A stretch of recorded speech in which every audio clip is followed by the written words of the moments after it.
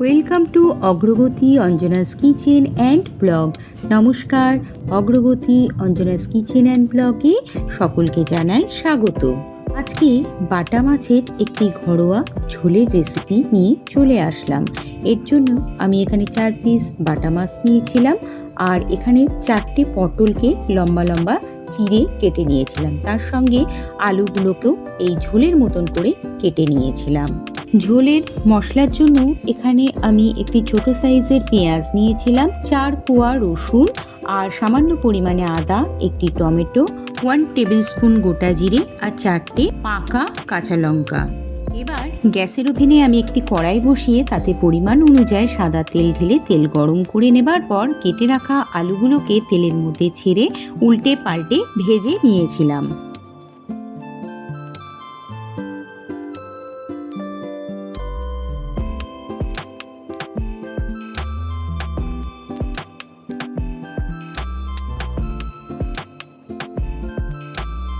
দেখুন, আলু কিন্তু প্রায় আমার ভাজা হয়ে এসেছে। এবার আমি কড়াইয়ের থেকে এই ভেজে নেওয়া আলুগুলোকে তুলে নেব। অপরদিকে শিলপাটাতে আদা, জিরে, পাকা লঙ্কা ও রসুনটাকে একসঙ্গে বেটে নিয়েছিলাম।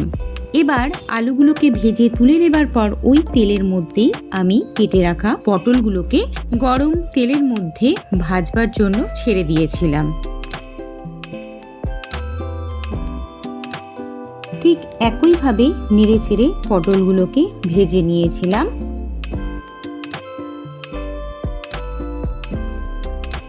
দেখুন, পটলগুলো কিন্তু খুব সুন্দরভাবে ভাজা হয়ে গেছে। এবার পটলগুলো তুলে নেবার পর কড়াইয়ের তেলের মধ্যে আমি হলুদ এবং লবণ মাখিয়ে রাখা বাটা মাছগুলোকে গরম তেলের মধ্যে ছেড়ে দিয়েছিলাম।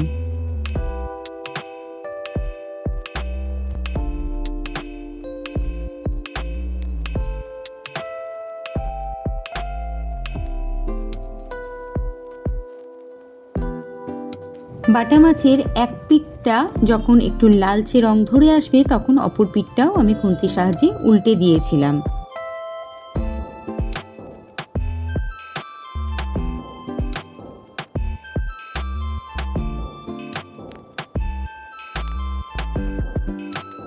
এভাবেই উল্টে পাল্টে মাছগুলোকে ভেজে তুলে নিয়েছিলাম।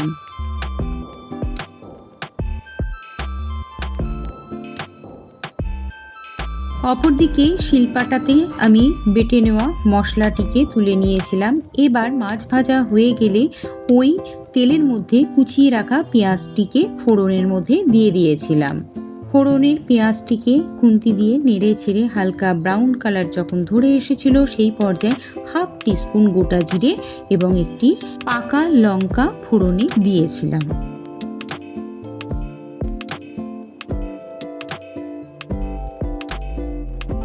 এবার কেটে রাখা পাকা টমেটোটিকে কড়াইয়ে ফোড়নের মধ্যে ঢেলে নেড়েচেড়ে ভেজে নিয়েছিলাম। এরপর খানিকক্ষণ নেড়েচেড়ে ভেজে নেবার পর বেটে রাখা মশলাটিকে ওই কড়াইয়ের মধ্যে ফোড়নের ভাজা মশলার মধ্যে ঢেলে দিয়েছিলাম। এবার মশলাটিকে খানিকক্ষণ ভেজে কষে নেবার পর এর মধ্যে এক এক করে 1/2 টিস্পুন হলুদ গুঁড়ো, 1 টেবিল স্পুন লবণ মশলা কষার মধ্যে ঢেলে দিয়েছিলাম।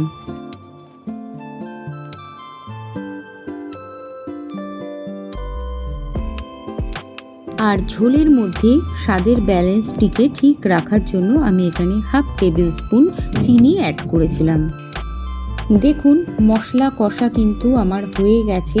এবার বেটে রাখা মশলা ধোয়ার জলটিকে এই মশলা কষার মধ্যে আমি ধীরে ধীরে ঢেলে দিয়েছিলাম। আরও কিছুটা জল এর মধ্যে ঢেলে দিয়ে তারপর ভেজে রাখা আলু, পটল, মাছটিকে এই ঝোলের মধ্যে ঢেলে দিয়েছিলাম।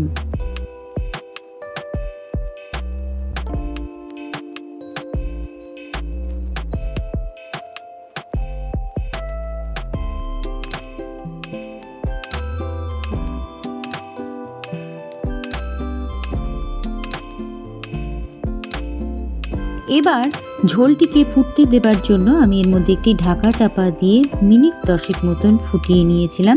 ঝোলটা একটু বেশি শুকিয়ে এসেছিল, তার জন্য আমি আরও কিছুটা জল এর মধ্যে দিয়ে ঝোলটিকে বাড়িয়ে নিয়েছিলাম।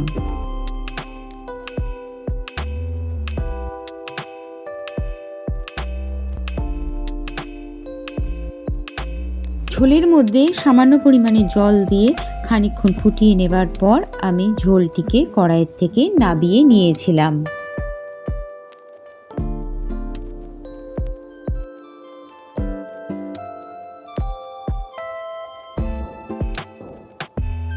তাহলে গরমকালের সবজি পটল ও বাটা মাছ দিয়ে তৈরি হয়ে গেল ঘরোয়া ঝোলের রেসিপি।